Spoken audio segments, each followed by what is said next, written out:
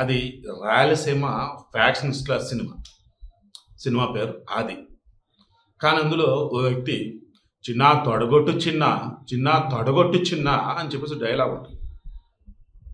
ఆ డైలాగులు తెలంగాణ మాండలికం అండ్ హైదరాబాద్లో పలికే విధంగా ఉంటుంది. బట్ అందరూ కూడా బాగా కనెక్టెడ్ మనిషి. అతనే మన వెంకట్. అతన్ని ఫిష్ వెంకట్ అంటారు.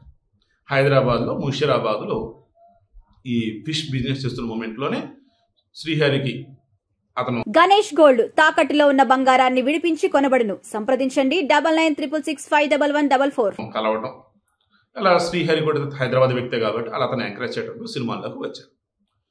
ఖుషీలో గుడుంబ సత్తి కదా అతను పక్కన ఉంటాడు, వాళ్ళ టీంలో ఒక అతను. అలా కొంచెం కన్నా పేరు వచ్చింది. ఆది సినిమాతో బాగా దగ్గరయ్యాడు. సుబ్రహ్మణ్యం ఫర్ సేల్ కావచ్చు, ఆ తర్వాత నెంబర్ ఆఫ్ మూవీస్ అండి. ఈవెన్ గుడుంబ శంకర్ కానీ. ఫిష్ వెంకట్ ఒక సినిమాలో ఉన్నాడు అంటే అతను కనిపించిన సీన్స్ మస్తు కామెడీ, బాగా నవ్విస్తాడు. ఎక్కువగా విలన్ గ్యాంగుల్లోనే ఉంటాడు. సపోర్ట్ విలన్ అట్టు అనుకోవచ్చు, సైడ్ క్యారెక్టర్ అనుకోవచ్చు. కొన్ని సినిమాల్లో లెంతీ రోల్స్ రాకపోయినా చిన్న రోల్స్ పడ్డా ఫిష్ వెంకట్ అంటే ఆ సీన్స్ మరలా చూస్తారనమాట. ఓటీటీలో కానీ యూట్యూబ్లో కానీ ఉంటాయి. సినిమాలను ఫిష్ వెంకట్ వచ్చినట్టే అరే ఏదో ఉంటుంది మంచి డైలాగులు అన్న ఫీలింగ్. సో అంత బెస్ట్ ఇచ్చినట్టు ఫిష్ వెంకట్ అకస్మాత్తుగా చనిపోయాడు. ఎందుకు చనిపోయాడు?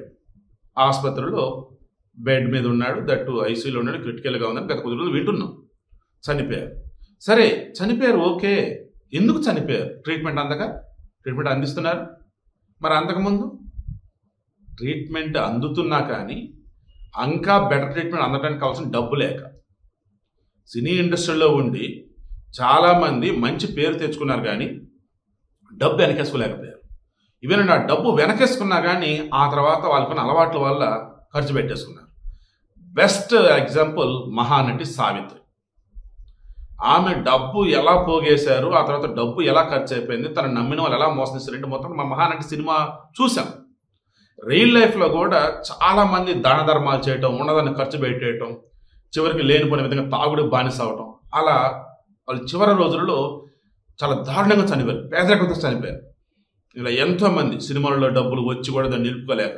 కాంతారా, ఈమె, రాజబాబు, ఇలా చెప్పుకుంటూ పోతే పాప మనం చనిపోయిన రీసెంట్గా పద్మనాభం కానీ ఇలా చాలామంది ఉన్నారండి. సో విషయం అంటే ఇప్పుడు నేను చెప్పేది, మీరు ఏ ఫీల్డ్లో ఉన్నా వచ్చిన డబ్బుని దయచేసి కొంత ఖర్చు పెట్టుకోండి, ఎక్కువ మొత్తం దాచుకోండి. భవిష్యత్తు ఇంపార్టెంట్. ఫిష్ వెంకట్కి భార్య, కూతురు, కొడుకుని ఇండస్ట్రీలోకి తీసుకుందామని చాలా ట్రై చేసి తప్ప బట్ సినిమా అవకాశం సరిగా రాదు. ఎందుకంటే ఈయనకి కూడా అవకాశాలు అంతంత మాత్రంగా వచ్చిండే. గతంలో బాగా వస్తున్నాయి, బట్ మధ్యలో హెల్త్ డ్యామేజ్. అప్పుడు ఫైనాన్షియల్గా ఇండస్ట్రీ ఉన్న కొంతమంది ఆదుకున్నారు, రికవర్ అయ్యాడు, బయటపడ్డాడు. దానికి కారణం ఏంటంటే అతను షుగర్ ఉండటం, బీపీ ఉండటం, దీనివల్ల కొంచెం హెల్త్ డ్యామేజ్ అయింది. అండ్ అతనికి ఉన్నటువంటి తాగుడు అలవాటు. ఇంకా వాళ్ళు వీళ్ళు కలవటం, నువ్వు సినిమాల్లో ఎంత, నువ్వు బయట అసలు అంత పేరు, మన పొలంలో ఎంత లైక్ రెచ్చగొట్టి ఆయనతో కూర్చొని మందు సెట్టింగులు, ఇక ఆయనతో రకరకాల పనులు చేయించుకొని లాపడ్డలు ఎవరైతే ఉన్నారో ఫిష్ వెంకట్ ఫైనాన్షియల్గా చితికిపోయి హెల్త్ బాగా ఇబ్బంది పడినప్పుడు ఆల్మోస్ట్ అంతా ముఖం చాటేశారంట. ఇది కూడా మనకు ఒక లైఫ్ లెసన్ లాంటిది. అందుకే ఈ వీడియో ఇస్తున్నాను నేను. మన కావ్యస్ మీడియా టీం కూడా అదే చెప్పాను, ఫిష్ వెంకట్ వీడియో ఇద్దామండి, అతని లైఫ్లో అసలు ఏం జరిగిందండి నేను చెప్తానండి అన్న. ఓకే ఇవ్వండి శివ గారు అన్నారు. సో అదే చెప్తున్నాను, అతను చాలా మంచివాడు, సర్కిల్ కూడా చాలా బాగుంది. కానీ అవసరానికి అక్కరకు వచ్చేవాళ్ళు లేరు, ఆదుకునేవాళ్ళు లేరు. ఈవెన్ రీసెంట్ టైమ్స్లో అతను ప్రభాస్ ఆదుకోవడానికి ముందుకు వచ్చి ఉన్నాడు, ఎంతన ఖర్చు పెడతారని చెప్పేసి ఒక వ్యక్తి ఫోన్ చేశాడని చెప్పేసి ఫిష్ వెంకట్ వాళ్ళు పాప చెప్పింది. ఆ తర్వాత కాల్ చేస్తే లిఫ్ట్ చేయట్లేదు, అది ఫేక్ కాల్ అని. ఇక ఈ మూమెంట్లో తెలంగాణ మంత్రి శ్రీహరి గారికి తెలిసింది, ఎక్కడున్నాడు ఏంటి అని చెప్పేసి వెళ్ళి చూశాడు. ఈవెన్ మైనపల్లి హనుమంతరావు వెళ్ళి కలిశారు. ఖర్చు ఎంతైనా ప్రభుత్వం భరిస్తుంది అని ఇమీడియట్గా 1,00,000-2 లక్షలు డబ్బు కూడా ఇచ్చింది. దాని బోర్డప్పుల్లో ఉన్నటువంటి ఎక్కడ ఒక ఆసుపత్రిలో ఉన్నారు, అక్కడి నుంచి వేరే పెద్ద ఆసుపత్రి కూడా మార్చారు. బట్ అప్పటికే పరిస్థితి చేయదాడిపోయారు, కిడ్నీలు పాడైంది, ఎంత డయాలసిస్ చేస్తున్నా కోలుకోవడం కష్టం.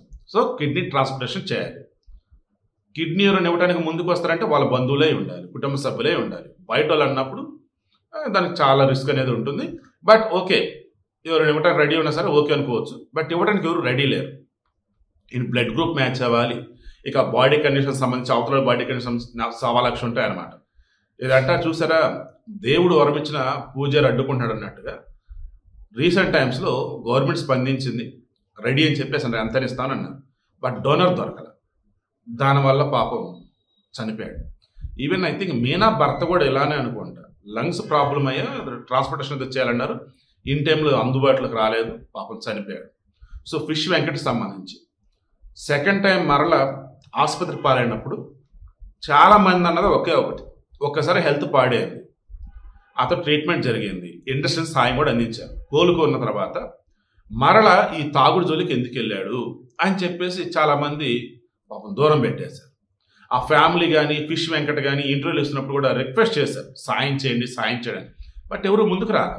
అదేమంటే చేతారు, ఆరోగ్యాన్ని పాడు చేసుకున్నాడు, ఇంకెన్నిసార్లు డబ్బులు ఇవ్వాలి, వీళ్ళు ఎప్పుడు కూడా మరలా అలాగే తయారైతే అలా పాపం. దానివల్ల ఏమైందంటే ఇన్ టైంలో డబ్బులు అందక, ఇన్ టైంలో ఆసుపత్రి అడ్మిట్ కాక, ప్రాపర్లో మెడిసిన్ వాడుతున్నా కానీ సఫిషియెంట్ అమౌంట్ లేక, బెటర్ ట్రీట్మెంట్ అందక పాపం ఆసుపత్రి పాలే. ఆ తర్వాత గవర్నమెంట్ ముందుకు వచ్చిన ప్రయోజనం లేకుండా అయిపోయింది. కారణం ఆడిపోయింది పరిస్థితి.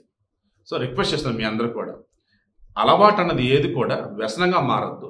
ఆ వ్యసనం మనల్ని బలి తీసుకునేది జాగ్రత్త. తర్వాత ఒక సమస్య వచ్చింది, ఆ సమస్యని దేవుడి వల్ల బయటపడ్డాం. ఎగైన్ మరలా ఆ సమస్య వచ్చేలాగా ఎవరు కూడా రెడీ ఆ సమస్య మరలా వచ్చేలాగా ఎవరు కూడా మరలా ఆ తప్పులు చేయకండి. ఫిష్ వెంకట ఆత్మక శాంతి చేకూరాలి.